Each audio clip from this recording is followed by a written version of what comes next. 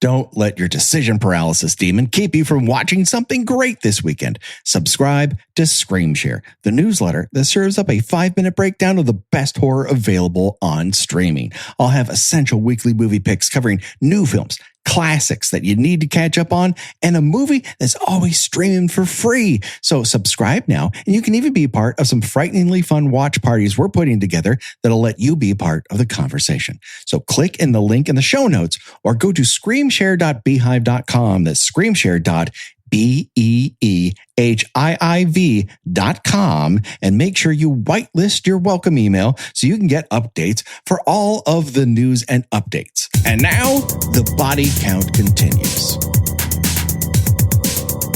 Ladies and gentlemen, boys and girls, Dying Time is here. That's right, we're closing the book on Friday the 13th, the final chapter. Greetings and salutations, Internet. It's your old pal Patrick Hamilton coming to you once again, hopefully, from Camp Crystal Lake or somewhere close by. I'm bringing you the Kill by Kill podcast once again, where we're dedicated to celebrating the least discussed component of any horror film, the characters. We will be unpacking all the gory details of every hack, slash, and decapitation in the hopes that a camper's untimely end is just the beginning of the jokes that we can make about them. And there's only one person I trust to wander out into the rainy and dark night armed with only a boot knife, and that is the one and the only Gina Radcliffe. Hello, Patrick. How are you? Oh, I hope I'm so much better than I have been the last 15 times we've tried to record this intro. Hey, 16th is the charm, you know. Oh, Ned Ryerson? I can't believe it. You have not been introduced, you. You sit back down. Oh, this is Gina's time to shine. Okay. I just got to get a chance to tell you about my how I've been keeping myself busy since the last time we recorded. And how's that? I've been making stuff for the next annual Crystal Lake Craft Fair and Swap Meet. Ooh, I like it. You're crafty. Our audience may recall the episode before last. We talked about Jason's crafting abilities, how he keeps himself busy between killing new sets of nubile young adults. So I thought I would get in on that, make myself a little extra dosh. You know how it is. So I made a Sweet Shack sampler. Ooh. A coffee cup. You know how the personalized coffee cups are a thing right now? They're all the rage. It says you don't have to be a backwoods mutant to work here, but it helps. Oh, that's be great for my boss. Right now, I'm working on a tea cozy that looks like Mrs. Voorhees' decaying head. Yeah, I like it. You know, the kids, they're really into the handmade stuff. You know, the Etsy's, the Society Sixes. I have my finger on the pulse of youth culture right now, and that pulse is saying DIY. That's so right. I'm getting in on that. I'm getting in on the, you can't really call it the bottom floor, maybe the 12th or 13th floor at this point. I'm in it though. I am in it. Well, you can't do anything unless you're trying, and then there you go. You've already got product that basically is screaming to get off the shelves, or at least out of my house. And you live in New York, so there's precious few spaces for all of that extra DIY stuff. Exactly. Yes. So here to help us close out yet another Friday the 13th movie, there's only one person that we can ask to come here and help close the wounds, as it were, of all the injuries that we have been inflicted with. It is the drunken master of the Alcohollywood podcast, Mr. Clint Worthington. How you doing, Clint? I'm doing great. I'm very glad to hear that anymore you need my help to finish. Well, it's sometimes admitting such things opens up possibilities, and then you find yourself in a new plane of understanding and sexual awakening. Indeed. You live your best you. Well, yeah. You know what? Some people, when they want to be deflowered as a virgin, say, okay, let's do it standing up in the shower. I don't know any different. Why don't we just do that? And they do. I personally know a bunch of Crispin Glover dancing really does it for me. Does it for a lot of people. Yeah. That's what we enough. found. So let's get right into it. We are at the tail end here of our journey through Friday the 13th, the final chapter. And I have to say, it's perhaps, this is a really enjoyable movie. It's sort of the platonic ideal of a Friday the 13th movie, even though it's kind of split into two halves. The more I've watched it, the more disconnected these two parts have become. It's at this point, we usually tell everyone who's left alive. And the only people left alive here are as follows. Rob, who is, I still think he's a shitty monster hunter. We'll get into that more. Then we've got Tommy and Trish, their brother and sister, and they've been locked in a battle with their mother to stop her from combining orange juice and tuna fish together. And it's a losing battle up until now. And then we have Jason Voorhees. And I'm sorry. I've forgotten one member of this camping group, and that is Gordon, the dog who can sense nudity. Yes. That's a rejected Disney movie from the 1960s. That's right. Kurt Russell was going to star. It was going to be great. He's going to, Roddy McDowell was going to voice the dog. It was going to be great. Yeah. It's a franchise in the making. They just didn't have the balls to really go for it. And then, well, neither did the dog, though. No, that's true. Hashtag spay your pets.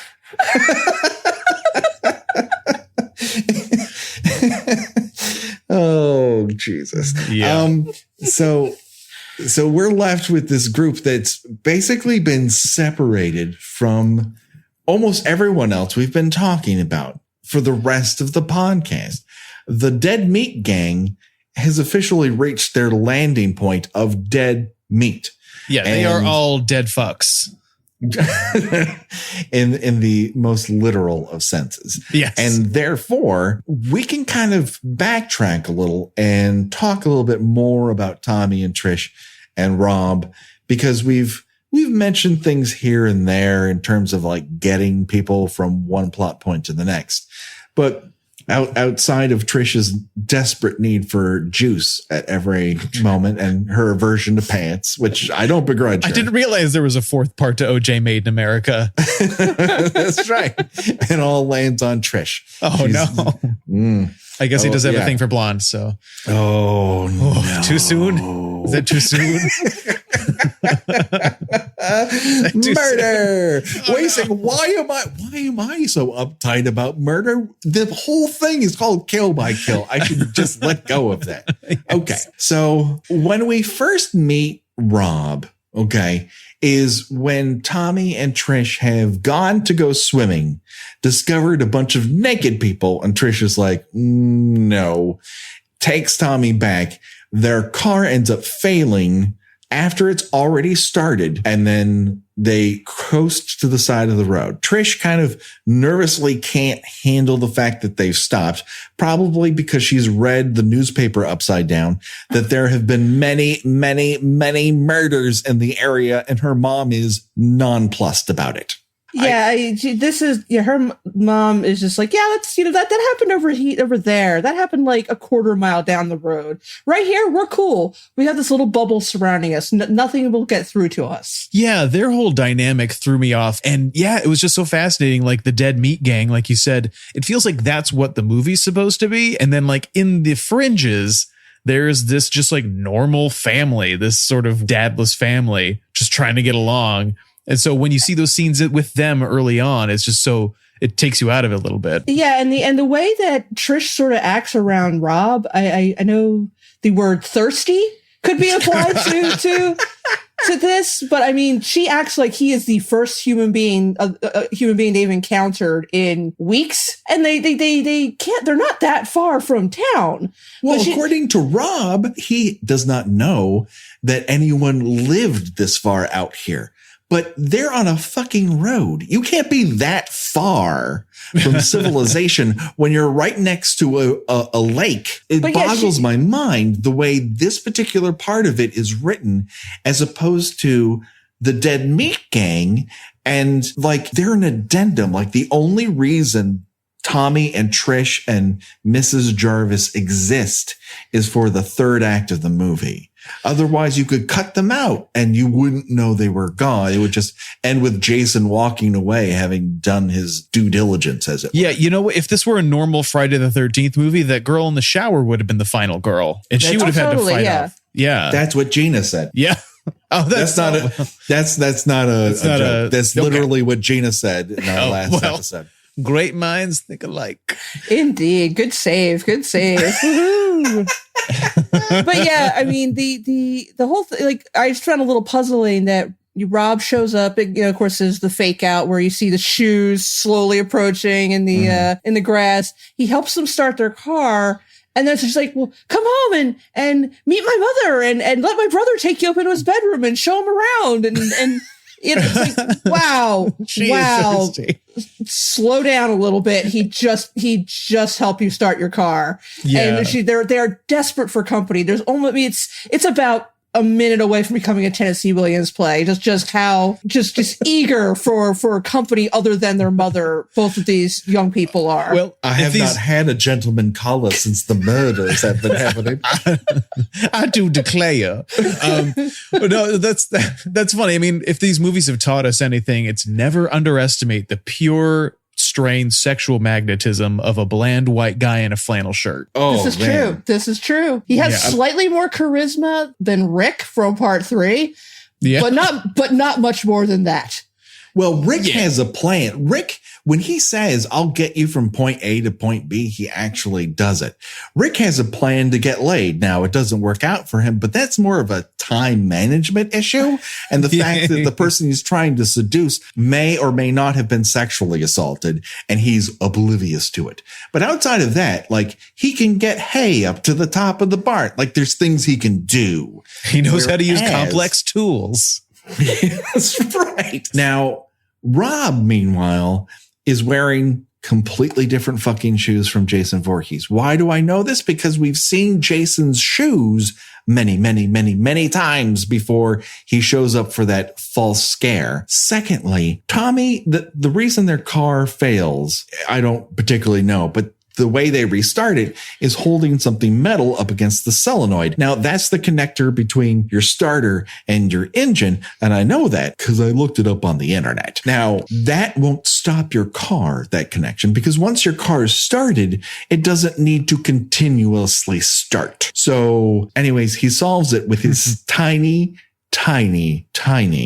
boot knife. It is a very delicate boot knife for a guy who's going after a backwoods mutant murderer. Hey, you know, he doesn't have anything to prove. I'm here to tell you, yes, he does. He has a lot to prove because he's going up against Jason. And according to him, see, this is the thing we're going to need to get into. This is the problem with both Rob and with Tommy. They've seen the 2 previous movies. Yeah. It's the only way they would know the information that they have, even though these events have chronologically only taken place within days of where we meet them all. Like, Rob has got this plan, like, hey, are there kids in the area? Are they here to party? Well, that's not necessarily Jason's go-to thing. Like, he just picked up on that vibe before. He was just killing people who got near Camp Crystal Lake. Now he's just like wandering about. He's like, oh, kids in a cabin? That's an excuse to kill people near Camp Crystal Lake. But he says it out loud as if this is a thing I've picked up because I'm a detective and I saw the previous 2 movies, like all of you in the audience, right, audience? No, people in the audience have seen those movies, but how does he know this information? Yeah, I love, my favorite part of when Tommy is looking through the clippings that Rob is carrying around. They show what looks like, I guess it's supposed to be an artist's rendition of what young Jason Voorhees looked like. And it looks like something you would find in a scary stories to tell in the dark book. Yes.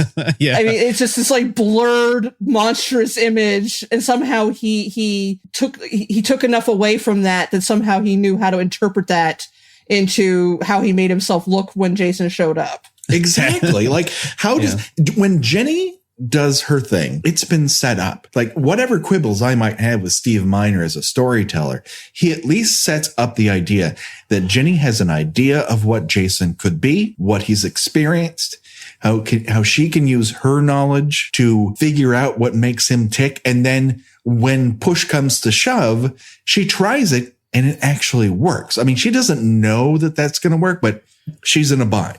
She's closed into a trap. This is a wild swing, and by God, it works. But Tommy, his sister goes, "Get the fuck out of here, Tommy." And he's like, "Okay, right after I'm done cutting my massive amount of hair."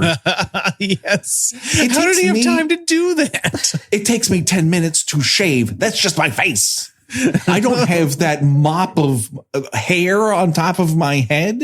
Yeah. It's gorgeous. It should be in a GIF ad. And he manages to kind of shave down one half, and then 30 seconds later is down the stairs, semi-bald as a cue ball. He looks like Cancer Boy from Brain Candy. Yeah. I wonder if they modeled it after that one. I could totally buy that.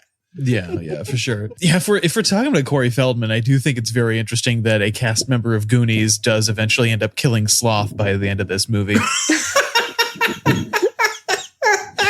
Right? I think it's apropos. They just knock off the mask and he just looks like ugly Sloth. Like if Sloth. Yeah, see, I got more Toxic Avenger out of it than Sloth, but I could see that too. Yeah, I'm just trying to bring it full circle, Gina, with the Goonies connection. I'm sorry. Yes. And all you Richard Donner fans out there. And just a je ne sais quoi of the guy who melts in toxic waste in RoboCop. Just a little bit. Yes.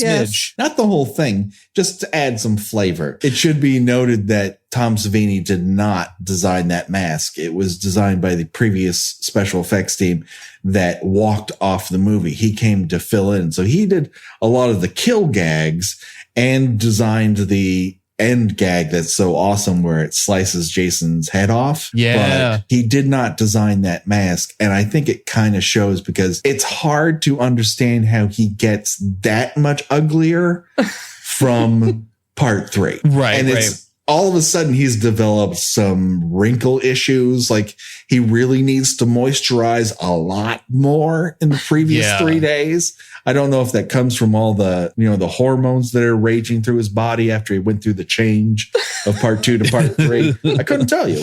Yeah. Who knows? Well, a question about the masks. Speaking of those, why didn't those factor into the climax? They do a whole point in the beginning about how Corey Feldman likes making those masks, and then doesn't he and Rob bond over like, oh yeah, I have masks too? Is that what they're doing? Is that what bonding is? I think they think that that's what bonding is. I don't know. He drags him upstairs and Mrs. Jarvis is like, "What? Why are you dragging this lumbering man up to your bedroom?" And Teresa's like, it's okay. It's okay. He's a man and I would like him to take me away from all of this, Mom. It's fine. Yeah. I want him to take me away from Murderland to somewhere else. Is that okay? All he has to do is kill a backwoods mutant and, see some of Tommy's fucking masks. And then Tommy opens the door and there's a look on his face that says, "Yeah, it's all led up to this." Just kind of like that classic sort of thing where you have to impress your girlfriend's little brother. Something that I have had to experience myself. So, I mean, it's that part of that sort of bland nuclear family unit that they are, as opposed to the teenage fuck gang. We have sort of surmised in the past that Tommy is an obvious nod to horror movie fans. Here's a person who might read Fangoria magazine. He's interested in monsters and special makeup effects. And that's the sort of like nudge, nudge, wink, wink. This is you, I guess. Yeah. And he has some sort of conniption over seeing a semi-nude woman, just across the way from his. Right. I mean, he's literally like almost screeching in disbelief and delight at this, as seeing boobs from about 100 yards apace. What would you do if your online store converted 36% more shoppers? You could take 36% more vacation. Another pina colada? Yes, please. Open a new retail location with 36% more square feet. Fantastic. Hire 36% more help. You're hired and you're hired. Shopify has the world's best converting checkout, up to 36% better than other e-commerce platforms. What you do with those extra sales is up to you. Switch to Shopify today at shopify.com/listen and get a $1 trial. Shopify.com/listen. Like, that is a very Catholic reaction to that scene. Yeah, he's like appalled. Yeah, he's appalled and shocked and delighted at the same time. Yeah. I mean, that's, I would say, pretty much my first reaction to boobs. But the deal was is that my first pair of boobs were in front of me as opposed to pairing off in some sort of rear window situation that he's got going on. Yeah, they didn't make a whole lot out of the neighbor stuff besides that. Like, you'd think they would, if you're going to set up the situation, right, where it's a Friday the 13th movie with where the neighbors are main characters, that you do a little bit more with that, with the watching Jason kill the kids and all that stuff. But that's really mostly wasted. They're just like away while the teens get killed, and then they just come back for the climax. It sort of sets you up for something where you could make it happen. I don't know if maybe they just rushed it into theaters after part 3 and like, we just got to kill this off. And here's 2 different scripts and let's mash them together. Well, do you know the story behind the actual screenwriting thing, where the guy who directed the second and third movies, they just gave him a writer and director credit for it, or they tasked him to be the sole writer as well as the director. And he's like, I'm not a writer, but it pays twice as much, so sure, I'll take it. And then he just got his friend, who is a screenwriter, to secretly write the script for him. And I swear to God, this is all true. And they got in trouble with the Writers Guild for that. So like they would like clandestinely work on this script. So this is basically the product of a guy who never wanted to write the movie in the first place and his friend. So that's what we're working with here. And you wonder why women can't find work at the upper echelons of Hollywood is because of this shit. Well, Patrick, did you ever consider that maybe we just haven't found the right talent yet? That maybe if they were just good enough, they would get jobs. I know Gina's giggling with rage over here. It's a definitive rage. Justified scorn. Single rivulet of blood running out of one of my eyes right now. Right. Oh, Hollywood's a cesspool. It is. Yeah. It's terrible. Yeah. But it's the only way I fucking make money, so I got to do it. Yeah, I haven't found any other steady form of income, so I'm just going to plug away. Okay, sorry. It's just totally disconnected, the 2 different parts of this. Mm-hmm. And then they wander about in a sort of 3.5 minutes of dead air as Tommy manipulates various gags. I think he's just trying to be charming and please love me. Please. I need a male figure in my life. I just have nothing to do out here. Please. Right. I've played Zaxxon so many times. I can only kill so many aliens. My mom's about to give me that haircut. I really don't want it. And yet at the end of this, he has no problem lopping off his own golden locks. And there goes all his magical power. It's all part of his master plan. Yeah, winter's going to set in. They're not going to be able to explore the woods. What are they going to do? Right. I don't know. That'll be the only, they're already dressed for fall. I mean, they obviously don't have television. Otherwise, Mrs. Jarvis would know about the murders. So what are they going to do all winter long? They need Rob. Rob has to stay. Rob must stay. So we've got a beguiled situation as well. Exactly. Here, I mean, if the movie had zigged rather than zagged, he would have somehow mysteriously gotten his leg broken. So you're kind of so like almost a misery thing. Yeah, exactly. Okay. Oh, nice. I can see that. He plays nice with Tommy, as anyone would. Like, obviously the kid has skill putting together this lizard man mask whose eyes move. Like, good for you, kid. Like, I can't do that. Good on you. And then a couple scenes later, we see Trish walking him out to him as he's going to wander off into the woods.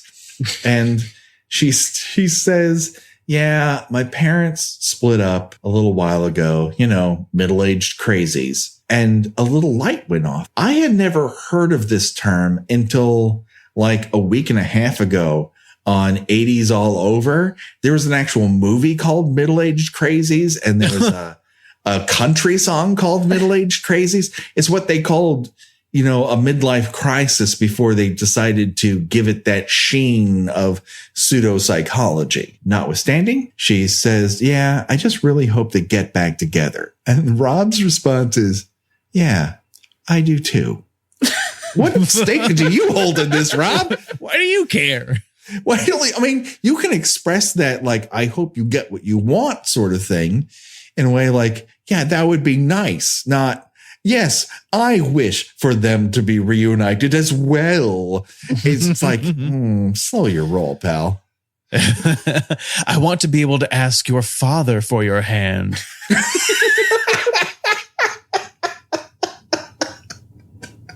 When I wander into the woods and I happen upon a lady, I want to make sure that I have the due appropriations to ask for her hand. I don't know why I'm making him as well as provide a proper dowry. All I have is in my backpack. I have this but humble machete.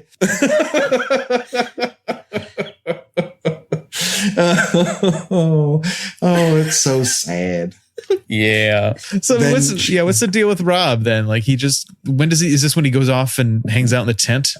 Yeah. So he goes to erect his tent because this is his master plan. He has given them the false impression that he's hunting bear, which is a bad lie.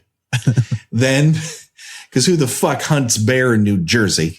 It's just not something that happens. It's not something that happens most places. And then he does his pseudo Columbo bit where he's like, yeah, is there any kids, partying around here? Real sneaky. Like, I need some place to peep on. I heard from a friend, you might know him, Crazy Ralph. He said there's lots of windows around here to peep in on people. You got any kids partying? I'm really in the mood for a Zima. You know any teens that are partying around here? They could hook me up. Maybe a Seagram's Golden Wine Cooler. Yeah. I got a hankering for wine cooler that only a teen party can satisfy. You know of any that are popping off right now? Oh, and one more thing. Do you know of anybody who's icing around here? Do you know anyone who's keeping it dry? Why ask why? You know that fad among the teens of 20 years from now. I've heard tell of a dog, a sort of party animal, if you were. Have you seen it? Its tracks are low to the ground, but you can see the drag marks of its Hawaiian shirt as it goes. Oh. So this is the number one podcast for appealing to the youth of today. Yes. Only the freshest pop culture references. Apparently. We are quite hip. That sonic boom you hear is the sound of every millennial going, fuck that, old man, all at once. What are you talking about? We are lit AF. Oh boy. Anyway, back to Rob and his Jason hunting scheme. Watching those scenes, it made me feel like I was watching a Supernatural episode in reverse. Or like the other side of a Supernatural episode where like these are the people that the Winchesters would come in and like try to help, but no one would listen to them and they would all just end up getting killed. Or he's the first murder that sets up like, oh, he was onto something. Look at his diary. He's after this mutant hunter. Luckily, we have lots of weapons in our trunk. That's a good thing because this guy has murdered a lot of people. Okay, you grab 13 shotguns. I have a mystical knife. Let's go after him. Like that, you're armed. He's got a flimsy, very slight boot knife. A machete that might be overcompensating for the boot knife, and then the world's daintiest deer rifle, which Jason snaps in half in like a millisecond. He like throws a rock, and Rob's all, ooh. Well, my alternate theory, though, is that he's the third worst Winchester. The least successful Winchester. Devin Winchester. And he kind of looks a little bit like them. Yeah, a little bit. He's just sort of like, I could be like my cousin Sam and Dean. And then he goes out of the woods and gets murdered. They'll make it look so easy with their cool car. I don't have to listen to classic rock. I can listen to progressive music. I have talking heads in my backpack. I have my television mixtape. And I'm going to go out into the woods and I'm going to avenge my sister. Yes, I am. I'm going to show him. I'm going to show him good. Guys, we all have the best Rob impressions right now. I just want to put that it's like he's in the room with us right now. And he's two people. He is a hyphenate. He has so many shades to him in all of the 10 minutes that we see him on camera. Right. Oh, I didn't think we would have this much material on Rob, but it's really blossomed. I think we've had to manufacture a lot of it. Let's be clear. So yeah, he gets his whittle gun snapped in half. No, so he's only left with that machete. We go through a lot of different scenarios with people trying to lose their virginity and failing, and the British twins failing to murder everyone in the house as they had planned, and all the stuff that we've already covered in our podcast so far. And then we cut back to Tommy and Trish on their way back from pizza or bowling. I don't know where they've gone. Do you know where they've gone, Gina? Why did they disappear? Because the script declared it. There you go. Also, can I just say that it's serendipitous that you brought me on to talk about the characters Tommy and Trish, because I have two cousins who are siblings with those exact names. And so I get like weird family triggers, like positive triggers. I like them. They're good cousins, but it's just sort of like, why are we talking about Tommy and Trish are getting placed in mortal danger? Did either of them hack to death a backwoods mutant? To your knowledge. I know that there are things we're not supposed to ask about at Thanksgiving, but I'm not sure. Maybe that includes that. So I will take that as a yes. So they come back from wherever, and Tommy, as they're driving, complains about Trish's recklessness, that he's going to lose his sucker. Now, the thing is, with a lollipop, as it were, there's two ways to hold on to it. One is your mouth and the other is your hand on the stick. If you can't hold on to a lollipop, you have some motor control problems, in my estimation. Thank you for weighing in as a middle-aged white man on your opinions about how children should handle lollipops. Listen, I have opinions on lollipops that deserve to be heard. I'm through being politically correct about those who cannot handle lollipops. Now, hashtag fake lollipop news. I think it would have been funnier if he just had like one of those giant Willy Wonka, like, oh, that'd be great, like spiral lollipops. He's like, and then like she stops and just was flying out at the windshield. Or he finally beans Jason across the head with an everlasting gobstopper. Oh, it just sticks. Yeah. Yeah. Or no, that just shatters his skull. Oh, that's true. Because those things are tough. Kill. Break. Greetings and salutations, killers. It's your old pal Patrick, just breaking into the action very quickly to let you know that you can head to trumpetaudio.com to find all the other great shows on the network.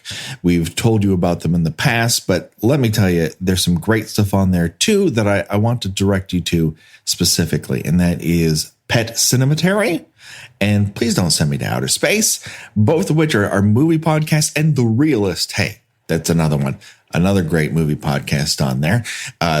These are great shows. They're all great shows. But if you're looking for more movie stuff, there's some great stuff on there. I'm telling you, check it out today. And if you want to find out a little bit more about our horrible monster hunter, Rob, let's say you want a different perspective. I would like to, focus your attention over to Blumhouse.com. Rob G over there from the Shockwaves podcast. I'm sure horror fans are aware of him, but he's a writer over at Blumhouse, and he does a column all the time where he respects various horror characters. And wouldn't you know it, just the other day, he wrote one for Rob. So if you think we're a little harsh on Rob, maybe you want a different perspective, I would send you over to Blumhouse.com and check that out. And also our good friend Brendan Klein from the Scream 101 podcast. He is writing over there right now. So check out his stuff. Give him some clicks. Why not? What do you have to lose? Anyways, I also wanted to give some shout outs to people who have been giving us lovely reviews on iTunes.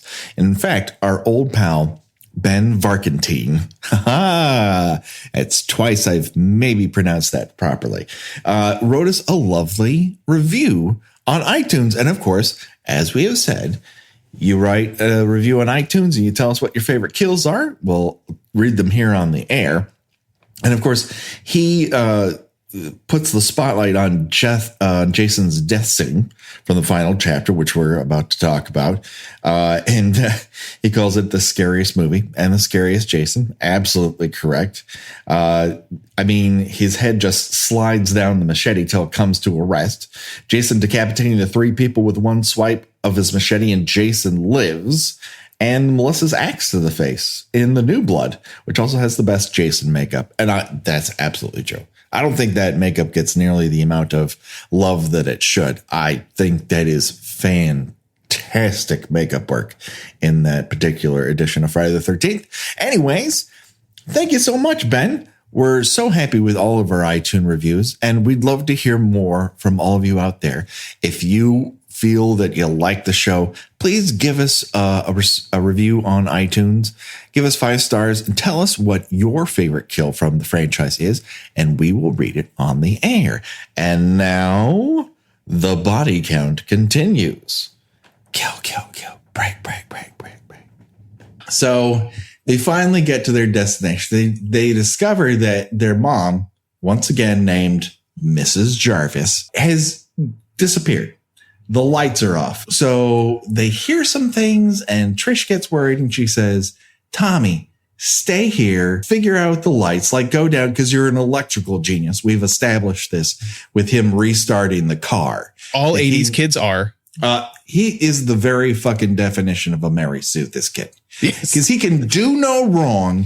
He is skilled in absolutely everything. And has a taste for murder. Yes. He has a secret rage button inside of him that all it needs to be is flicked.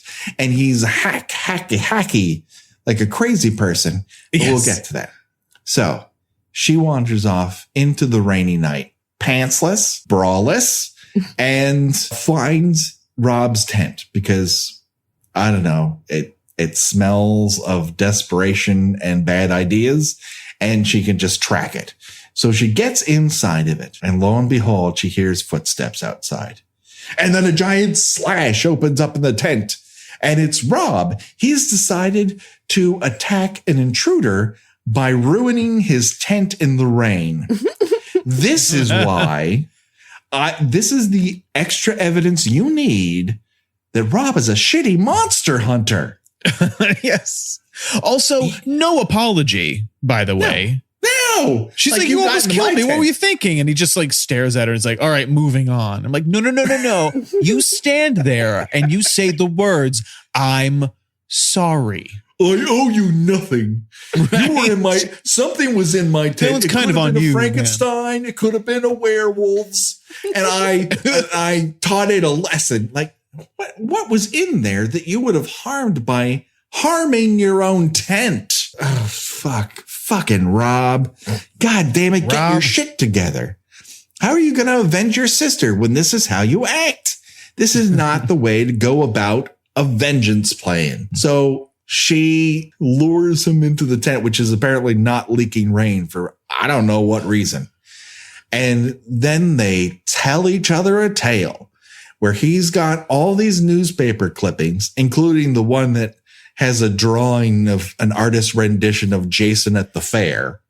All it's missing is Jason on a tiny car, or like, hey, Jason, you like balloons? Not particularly. All right, here's a big bouquet for you. And he's floating away on them. It's the only thing missing out of that drawing.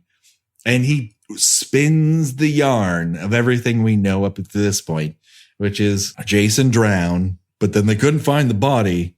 And then he hung out in the woods to watch his mom die. And that gave him the idea, I should start killing people. I have my purpose. And so he waited 5 more years, found some people to kill, including Rob's sister. Then just the other day killed some more people. And now I'm here to solve everyone's problems. And that suddenly clues Trish into the idea, oh, shit. I left Tommy back at the house next to the dead meat gang that you warned us about. And they take off like a bullet in the night. And then what do? She returns to the house and immediately leaves him alone again. You okay? Good. Okay. All right. Now we're going to leave you again. Yeah. Oh, it's established. All right. We're good. She has to go with Rob. Why do you have to go with Rob? Why are you leaving a 12-year-old alone in this house when you know that an unstoppable killing machine could be anywhere around your house? But no, you stay here, child. I'm going to go follow the grown man to this other house. I was waiting for it to turn into Home Alone. See, that would have been fantastic if there had been more of a Nightmare on Elm Street, like I'm going to set a bunch of booby traps sort of gig going on, which it ends up kind of what happens in part 7, which we'll get to that. But those are psychically triggered sort of booby traps. But it would have been better if he had an offensive. I don't know that I would have bought that any more than what he ends up doing, because he examines those newspaper clippings as like, ooh, I got an idea. I got a whole bunch of ladies' Bics upstairs, and I'm just going to shave this bad boy off. I'm going to go to that. It's all coming together. I got me a plan. Gonna have those strategically placed little strands of hair, just placed just so. Be like, you have to work to avoid those. Let's be honest. It's like you're going. You for meant to leave purpose. those on. You meant to do like a Smeagol 2 weeks into being Gollum kind of look. It's like 3 minutes into Return of the King, but not 4 minutes into Return of the King. He had to leave just enough so that if he goes to Jamaica after this, he can still get braided by the beach. That's right. He needs to get real Irie. Otherwise, you don't feel like you've gone to the islands. How are you going to tell your office mates, I went to Jamaica, unless you come back with the braided hair? No. Yeah. So it's an experience. You have to do it once. So as Gina said, Trish is like, I got to make sure that this shitty monster hunter is okay. I'm going to go with him. I figure you're fine. And they go to the Dead Meat Gang's rental cabin, and they don't discover much. Once again, Jason, very astute at cleaning up. We get to see both sides of Jason here, as we discovered the last time we had Clint on. There is Jason Voorhees interior decorator and Jason Voorhees exterior decorator. Interior's very cleanly. Exterior likes to do wild things with bodies. Yeah. Doesn't he like hang Crispin Glover in a like sort of cruciform out on a doorway? Yes. Yeah, I'm trying to wonder. I'm trying to figure out what point he did that. Where to the, because it doesn't seem like it's very long between when Sarah dies and then when the climax occurs. So at what point did he hang this kid up and nail him onto a door frame? And what was the point of that necessarily? Because most people can squirm by it. I mean, he has to like rip it off to get by, but he's a giant hulk of a man. Trish squirms by that no problem. So if that was his idea of like, this is a blockade that nobody can get through, go back to the drawing board, Jason Voorhees. Well, it's just also like all these displays of dead bodies are very strategically placed so that the only way they can have that effect is if the person after them goes through the house in a very specific pattern, right, and that goes back to how it's evident that apparently that Jason has a preternatural ability to know and anticipate how people are going to enter a house, what rooms are going to go into, what doors are going to open at what particular time, but yet he doesn't appear to know how to operate a doorknob. To be fair, half the people in this movie don't. Oh yeah. I mean, every doorway window just gets shattered. It's a lost art. Yeah, either things are thrown through it, either people are thrown through it, or people jump through them themselves. Even the dog jumps through a window. Yes. Now Gordon re-enters the conversation here as Gordon tanks off for the Dead Meat Gang's house. And then we get this sort of awkward, the one window smash that doesn't work in this at all is when Gordon tries to, and it's hard with an actual live dog. Like you don't want to fuck up a dog. No movie is worth the dog suffering. But the way they tried to do it was in two pieces, like the axe death that just happened.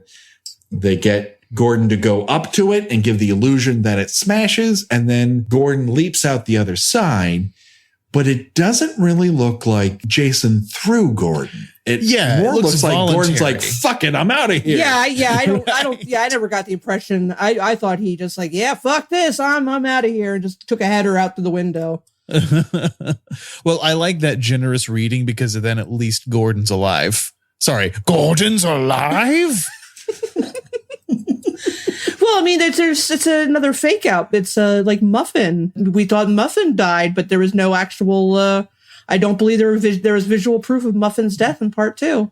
Well, no, Muffin comes back into the room just as Jenny and Paul have made it back into the cabin, and she's calling out for Muffin when Jason leaps through yet another window because Jason is like the bird spirit, like he's taking revenge on all windows for his bird friends. He can't stand surfaces you can see through and will damage all of them, as he does in this movie as well. He just constantly smashes fucking windows or makes sure that everyone gets defenestrated along the way. Now, to call this back to where Gina was leading us before, when they walk into the house, we're talking about Trish and Rob, they immediately head for the basement, I assume, because the lights are off and they're going to flick their bic and put on the breaker or whatever. But is Jason counting on that? Is that his plan? Like, I'm going to lure you down to the basement? Because sooner or later, they're going to find dead bodies. Isn't it more likely that they're going to come across dead bodies before they go searching for a light source in the basement? I don't know. I think all he knows is that those stairs are really terrible. And I just really want them to catch their feet on them. Because that happens twice. Yeah, it looks like Chuck Zito saw an early cut of Evil Dead. It's like, ooh, stairs. I'm going to use them basement stairs. Yeah. And he also evidently anticipated that Rob would not only drop his machete, but go back for it. Oh, there's a whole lot of machete problems in this where people just lose that machete constantly when they should be holding on to it. It's like, don't drop weapons. Don't, just hold on to them. Like, what else are you up to right now? Yeah, the machete seems to be the main weapon of the third act, whereas like a lot of other Friday the 13th movies, they depend on a few other implements, but it's pretty much just who has the machete and when. It's like no other implements can be found whatsoever. So he lures them down to the basement and then he attacks Rob, and we get what has to be one of the most vicious sequences in Friday the 13th history, in which we get to hear Rob both say, "Get out of here," and, "Oh God, he's killing me." This is effective. When the movie's doing this stuff, Chuck Zito is absolutely at his best, because this is harrowing. This feels frightening when this happens. It's not just, that's a funny gag, or that's crazy, or I've never seen that before. This is a sort of culmination where it's built up the imagination and the terror and the tension in the movie to a point where you get to hear somebody not just suddenly dying from one massive blow, but be torn apart by someone. And oh boy, it's kind of crazy. Yeah. Well, especially because the movie up to that point treats Jason just kind of like as a series of arms and hands, like, because we barely see him when he's actually doing the killing. And it's at this point that we actually start to see him like in his full bodied, like hockey mask form. You know what I mean? Yeah. Yeah. And you could definitely see that Rob had, for an instant realized, wow, I'm really out of my league. I don't know what I was thinking here. I should have stayed home, but he's killing me. You could just see, it's a very Owen Wilson kind of reaction. It's like, oh, wow, look at Jason. He's really killing me with his machete. So I'm thinking this guy's like 6 foot. This guy's like 6'9". What the hell am I thinking? I misjudged this whole thing. I came out in this basement with a toothpick. What am I thinking? There's a crazy killer out in our yard. So it reminds me a little bit of the best sequence in Jaws 2. There's a best sequence in Jaws 2? There is. There's one sequence that is fantastic. There's a boy and a girl. They separate from the rest of the regatta group. They go off to make out, and the shark bumps into their boat and knocks the guy off, and then carries the boat another 15 feet past. And she can see the shark and he can't. And she's just yelling, "Swim, swim, swim." And it gets him like 3 feet away and smashes him into the boat. And her terror is real. It's palpable.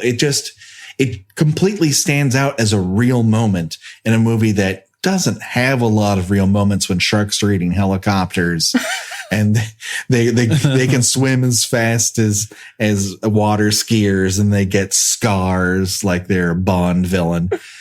But that sequence is fantastic. And it reminds me of this, that sort of one person is left to hear someone else's dying throes, and they can't do much about it. She runs up the stairs, then she girds herself and goes, "Oh my God, that guy is my chance to get out of Crystal Lake. I got to go back down."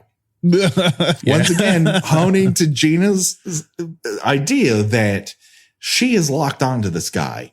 He's her only chance. Like, no other monster hunter is going to saunter through now. She's got to make a play. So she gets down there. She's like, "Oh, what the fuck did I get myself into?" Tries to go back up the stairs. Jason yanks her leg through the stairs, and she hacks at it and then runs out of the house past a crucified man who doesn't block her way very well. And then, oh my God, they go back and forth so many times. What happens when she comes back to the house the first time? Jason throws Rob through a fucking window. Didn't that happen in part 3 too? Did that happen? Yes. I was like, oh man. Yeah, I was gonna say, like, why am I surprised? But I was like, oh yeah, that specific kill it happened exactly the last movie I did with you guys. The Voorhees family hates picture windows, man. Yes, that shit should not exist in modern architecture, according to that family. Yes, their coat of arms is just a guy getting defenestrated. They wrangle and wrestle. They avoid a lot of things. They try to nail the door shut, and Jason just bursts through it like the fucking Hulk. Tommy gets grabbed by Jason, and she hits him with the claw of the hammer in the back of his neck. And doesn't she try it with the hammer end first? Then she's like, oh, wait a minute. And then turns it around. Yes. Yes. After nailing I love that moment. A man in the skull several times, like, well, I'm getting nowhere this way. Let's try the pointy end. Yeah. Like, oh, dumb me. This person can't be felled by several hits to the skull by a hammer. He goes back, he bursts through the door, and he throws the hammer and sticks it in the wall. It's so cool. I'm sorry. This part is cool. This is cool stuff. This is when Jason is at his most Jason Voorhees. And that's, I think, why I'm attracted to it in some way, shape, or form.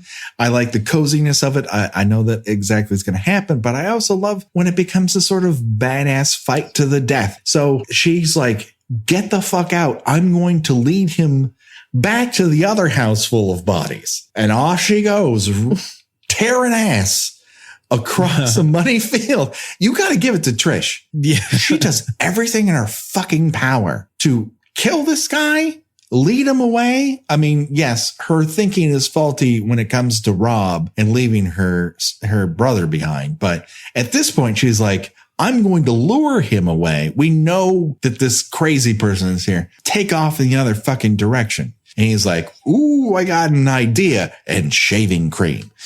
A phrase I used many times in my youth. I'm gonna wait till Jason falls asleep, and then I'm gonna put shaving cream in his hand and tickle his nose, and it's gonna be awesome. Yeah, you should have seen the look on his mask. Not much changed, but underneath, I'm guessing a lot. I knew. Yeah. We all knew. We knew. Yeah. So she tears off for the other house, gets up to the second floor. He comes up there, and she's like, "Ooh, I miscalculated the floor plan up here." Looks at a window and is like, "Well, if it's good enough for the goose, it's good enough for the gander." And launches herself through the window onto a balcony and then onto a very soft, muddy ground. So say, if it's good enough for the goose, it's good enough for the Gordon. Exactly. She saw one last unbroken window and thought, well, that can't stand, and just like, for some reason I thought it was the wonderful same joy. window, and there's just like a Gordon shaped hole in it. And she's like, I've got an idea. Like Gordon is Daffy Duck and he just went out through a wall. Yeah. It makes about as much sense as anything else. And while that stunt isn't as good as the Tina stunt where she hits the top of the station wagon, again, this is the thing where this movie steps it up with practical stunts. Why don't more horror movies use practical stunts? Because that adds a whole element to this that it wouldn't have otherwise. It's like, oh, I'm so desperate. I'm going to do this crazy ass thing. And then you get to see it. And it adds, not to put too fine a point on it, impact. It's true, but at the same time, I do agree it's a fun stunt, but I do remember seeing like the foam padding on her back that's like supposed to look like nude stuff with like her underwear, and it's definitely just like this blocky padding. So at the same time, I'm like, okay, I know what's going to happen here. But I mean, I do agree the practical effects are really fun, especially with that kind of homespun, these like Tom Savini productions where it's this homespun rubber stuff. There's like a kitschy sort of homespun quality to it that I really like. And so she manages to get up and wander back to this old house for what feels like the umpteenth time. And lo and behold, her brother has not left. She's so pissed about that too. I would be too. I know. I told you to leave. I would be on fire, flames up the side of my face, mad. If I'm like, I'm going to lead this crazy killer, and then I manage to come back alive and you're still there and all you've been doing is shaving your head. Fuck you, Tommy. Fuck off. do you want to get murdered? Because this is how you get murdered. Yes. But yeah, and then they end up going to the basement, right? Eventually, or no, the bottom floor. I forget where they are at the end. Tommy runs down the stairs and does his big gruesome reveal that he has shaved his head and given himself dark circles under his eyes, because apparently, that's what I've gleaned that Jason looks like from this series of newspaper clippings and this blurry pencil drawing. How did he know that would work? Yeah, this is. I feel like this will distract him. I feel like this is it's important to point out that this is the second time that Jason has been distracted by someone pretending to be someone who's close to him. This time himself, which is sort of kind of deep and philosophical for a slasher movie. And yet it really doesn't make a whole lot of sense. Like, the only way Tommy would have known to do this is if he had dipped in to a screening of Friday the 13th Part 2, because there's no way that this information was contained in those newspaper articles where Jenny's like, you know how I got him? I pretended to be his mom and the motherfucker fell for it. That's the only way he would know this information to try. So yeah, he just wanders down the stairs in sort of Uncle Fester cosplay. and he's all like, remember? And it's like, what is he supposed to be remembering? it's the 5th of November, Gina. And it's like, God. it's like, Jason, I just want you to stop for a second. I want you to get in touch with that little boy that's still inside of you. Just let me hug him. just let's hug him for a moment. Just long enough so my sister can basically just bury a machete in the side of your head. I saw this movie, ages ago, and I still to this day cannot figure out what that was supposed to accomplish, except for Jason to look puzzled for a moment. It works. Which he does, commendably. But I feel like the movie meant it to be a bit of a touching moment, or not touching, maybe poignant. But it's just like, it's just like, who is this kid and why did he shave his head? Again, because Ginny in Part 2, it's set up that she knows something about psychology. She is taking courses in college. This is something that she wants to pursue. Paul makes fun of her for it. So it's a good idea, because there are no good ideas coming out of Paul. Here, it's just like this wild, not to put too fine a point on it again, stab in the dark that he's going to be like, what? Is that me? Back when I drowned but didn't? And you're like, why the fuck are we bringing this up again? I understand that they wanted to call that back a little bit, like, oh, it's George Lucas and everything rhymes or whatnot, but I don't get it. And then they share some sort of mystical energy where they touch each other's souls. Yeah, we'll get to that, because I had things to say. Yeah, he distracts him long enough for Trish to take a wild swing. She clips him, knocks the mask off, and then we get that reveal of now Jason, who's gone a little bit California raisins. I love you, Chunk.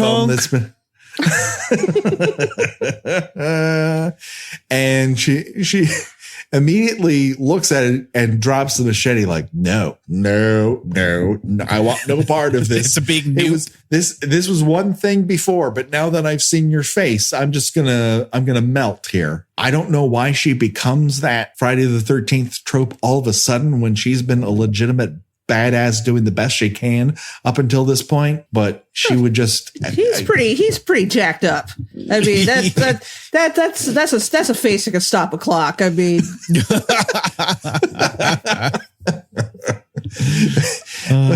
well, maybe that's why the Tommy thing works. It just happens to be right that one time a day. Up until this point, like, she's done some serious damage. She sliced his hand right in fucking half, which is super gross. Yeah, that was great, though. It doesn't seem to bother him so much, just like all his other injuries. And somehow, Tommy gets him turned around and, like Alice before, just takes a good, nice, wild swing and happens to connect right in the side of his temple. He falls to the ground on his knees and then drives the rest of that machete to slice off the top of his skull. that's fucking gross. Yay, Tom Savini. Hooray. Yeah. This is why I brought you here. When I rewatched it, I was like, oh yeah, that still holds up. Okay. Yep. It does. It does. It was It great. works. It's great. It's exactly the kind of send off that you would need for someone who, up until this point, has taken so much damage. Nothing has bothered him whatsoever, including getting hung and an axe sticking out of his skull. And he's like, I brushed that dirt off my shoulder. This is one of those things where you go, oh, he's not coming back from this. They went out of their way to give him some sort of send off that is both memorable and definitive. And then Paramount's like, yeah, maybe we'll start making more of those. You know, we said final chapter. How about a new beginning? Yeah. I mean, yeah. Right. And in the meantime, here's the thing that bothered me about Tommy's like turn to the dark side that we should all be worried about. Like, are we worried about this? Like that's exactly how I would react to someone who I need to be sure is dead, because we've thought he was dead like 2 or 3 times before, and he's gotten back up to kill again. Yeah. He drowned and then magically came back to life and lived in the woods, which is non-fucking sensical. So not much will kill this guy. You have him down. Everyone else just kind of saunters away at that point, like, good enough for me. And he's like, oh, fuck this. I'm going to chop the hell out of this person to make sure they don't get up. Yeah. And why the fuck not? He's just, for all you know, you don't know where your mother is. He just almost killed your sister. He doesn't really know about Rob. Well, I guess he does know about Rob because Rob got thrown through the fucking window. Yeah. It's evident that this guy, it does not want to come over for tea. And he just goes to town on him and like, I'm cool with that. I'm just cool with that. You can never have too many tools. Shop DeWalt deals at Lowe's. Get a free Select DeWalt 20-volt max power tool when you buy a Select 20-volt max 5-amp-hour battery kit. Plus, get a free additional DeWalt 20-volt max 8-amp-hour battery when you buy a DeWalt 10-inch 20-volt max dual-bevel compounded miter saw. Our best lineup is here at Lowe's. Valid through 6/24 while supplies last. Selection varies by location.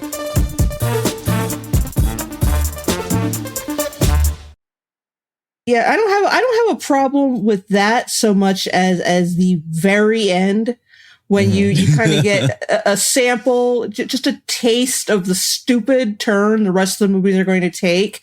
You know, when they're hugging, and then the last moment he just gives this sinister glare at the camera, like, "Oh no, he got a taste for blood, and now he likes it." And it's just like, what's the takeaway from that? I mean, part of me wonders if they, at that point, were thinking ahead to what will be revealed in part 8, and that he can, in fact, pass on his evil spirit to other people.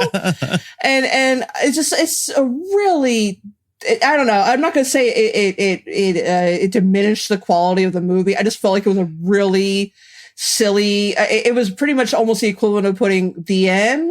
Oh, I think you're exactly right about that. You just nailed it. That is exactly what it's trying to do, is put the end ? on it. And it's kind of like, I don't know. I can see that they want to backdoor it. They just want to give themselves an out just in case this does well enough. And, you know, they're like, okay, like, let's do it. Like, let's fast forward until Tommy's a teenager, and let's put him into a mental institution in the middle of nowhere and have a crazy ambulance driver go after him. Yeah, and that's the strange thing is that part 5 in no way even set it up to that it could possibly be Tommy. I mean, not that it would have been, but it's like, well, we have this setup that he immediately snapped after you turning this monster that threatened his sister's life to hamburger, and then they didn't do anything with it. It's very, like I said, I just, like I said, I don't want to say it left me on a sour note, but it seemed a little silly. Yeah, as well as just incredibly impractical. Like I said, the moment that in horror movies when a character enthusiastically chops a villain to death by saying die, die, die is usually treated as like this practical comedic bit a little bit too, where if they're just going a little bit overboard to make sure a threat is dead, that's fine. They're just being overzealous. But here it's treated like, you know, he's going to grow up to become Elliot Spencer or something. Yeah. Well, the original ending for this, it should be noted, is different. In the original ending, we get a sequence in which Trish wanders upstairs to find her dead mom in the bathtub. We then see a figure lurking behind her in the hockey mask yet again. And you think that might be Jason. Oh, that might be Tommy. And then Mrs. Jarvis, her eyes go white, just like in the Prowler, and she leaps out of the bathtub. What? Sort of. Oh, they try like every ending all in one. Oh, like, no. We got to have a person in water. We got to have Jason come back. They try that Carrie ending yet again. Mm-hmm. And I think it's evocative, but everyone said, oh, we can't do that trick again. It doesn't work. It doesn't make sense. Yeah. And so they did as Gina said, the end ?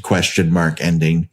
And it's just not quite as satisfactory as endings have been up until this point for the franchise. And this is like the most number of people who have lived by the end of a Friday the 13th movie, right? Well, I mean, if you count Gordon, that's 3, but we don't know what happened to Paul in part 2. So he could be dead. Gene and I personally both hope that character is dead, but, or maybe it's just me. I couldn't tell you, but, 2 seems to be the most. And, so this is kind of harkens back to they want some sort of gotcha at the end. And this just doesn't work as well as the other surprises do. Yeah, for one thing, for me, strictly on a personal level, I don't find murderous children to be all that scary. I mean, in a sense, like Damien find, sinister children are creepy to me, but a kid chasing an adult around with a knife or just giving him a murderous glare is just, I don't know, that seems very hokey to me. And I didn't get any sort of chill like, he's gonna take over the mantle. I just like, look at this twerp trying to make a bad look at the camera, Right. Like, it kind of strikes me as like Corey Feldman hadn't quite learned how to not look at the camera. Exactly. Like, oh, don't look at the camera, honey. Like freeze frame on that mistake. Lead into it. Come on, Corey, give him a bad look. Give him your tough guy look. You've got a license to smolder. Oh, I'm crying now. Aww. Oh boy. So once again, we reached the point in all of our podcasts where we have to choose our own death venture, guys. And our choices this time are, do you want to die like Rob, chopped to death, not quite quickly, knowing that you're going to die, and even saying it out loud several times to a person you want to get the hell out of a room? Or do you want to have your leg sliced, your shoulder sliced in half, but that doesn't affect you, and you come back and you end up getting your hand stabbed, your leg slashed, and hung, and then an axe in your head, but that doesn't quite get you. And then you get your hand split open. You get hammered in the head, both with the blunt and the stabby end. You get slashed in the face. You get your arm hacked. And then finally a machete in the side of your temple, which you then help take the top of your head off. Your choice. Gina Radcliffe, I look to you.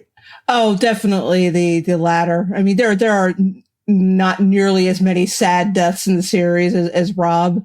I mean, he tries. He is a zero of a hero, as it turns out. But it's just a sad way to go. Whereas taking a machete to the side of your head, that's fucking badass. So I'm gonna have to take that way out. Okay, I could dig it. Clint, what do you say? I think I may actually go with Rob's form of death, just because I do like to make a big spectacle out of everything and make sure everyone around me knows what's happening. So I would be sure to be shouting that from the rooftops. I don't know if you guys are noticing this, but I appear to be getting slashed to death right now. Please tell everyone. I mean, that is my decision too. Let's make this unanimous. Rob has the kind of death where he gets to shout about how awesome it is that he's going to take one for the team. Yeah. I'm dying for you. Live your best life. Earn this. Go to Jamaica and get your hair put into braids for me. Avenge me! Read the secret. Follow its teachings. Harness the power within. Yeah. It's unanimous. It's 100% Rob. There's no way I could take that kind of Jason level damage. So, unfortunately, this brings us to the end of the final chapter. Oh. It's been so good, but like all great things, it probably has to end because that's where new beginnings happen. And folks, we're going to race, and I mean race, through the new beginning. I mean, we are multiple deaths every episode. We're just going to take TCB in it every single episode so that we can get to the other side where fun stuff happens.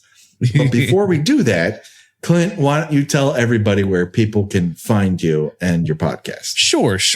So my main gig is I'm a podcaster for Alcohollywood, which is at alcohollywood.com, which is a weekly film review / cocktail / drinking games podcast. We also just recently launched a spinoff of that called Alcohollywood on Tap, which is just me basically cashing in on my press release screenings and talking about new releases. So and that goes out every other Friday. So you can find that at alcohollywoodontap.libsyn.com. But all the major stuff is on alcohollywood.com, and I'm on Twitter at alcohollywood.